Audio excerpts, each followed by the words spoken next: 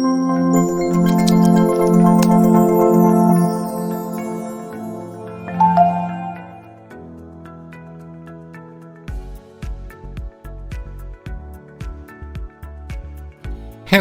welcome.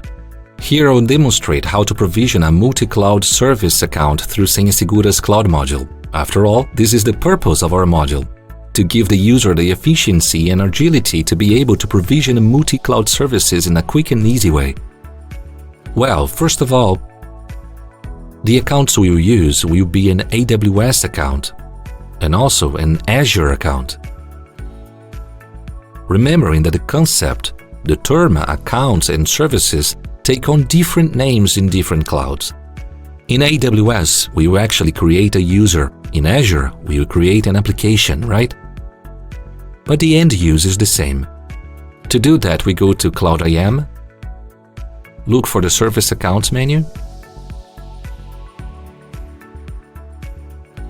Here, we already have the list of service accounts that I have both in AWS and in my Azure. Let's go here in the top right corner and add service account.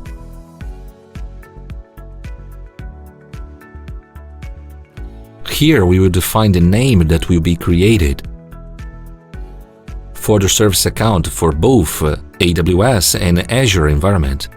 I'll put here senhasegura multicloud. Service account. Only service. Well, we are going to select the providers that we are going to provision the service account to. First of all, AWS and also Azure. You can also select Google Cloud, but in this example, we are not going to use any Google Cloud account. You can put a user from the senhasegura vault as responsible for this service account. You can put a time to leave and a description. In the description, I will put Test Cloud. The tags, we will put Azure, AWS, account, just account. Well, let's go here in the tabs that open up next to the cloud providers. And let's start configuring how the service account should be created in each cloud provider. Let's go here in the account. In AWS, since there is only one account set up in this vault, then only ggollard will appear, which is the account I have from AWS. Here we are going to add the policies that this AWS user should have. I will choose randomly. We can add up to 10 policies for the user.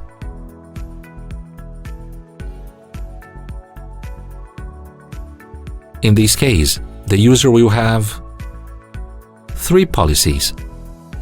So this is how I want my service account and my user to be provisioned in the ggollard account. Now going to Azure, we are going to provision a service account. In the case of Azure, an application. I will not change this field. You can change it if you need to. And not even these. I will only decide which API permissions my Azure application, my service account will have. Remember that we have several pages of API permissions here. We can just select them and click Add. Okay, we have the permissions here, which my service account will be provisioned with. And let's click Confirm.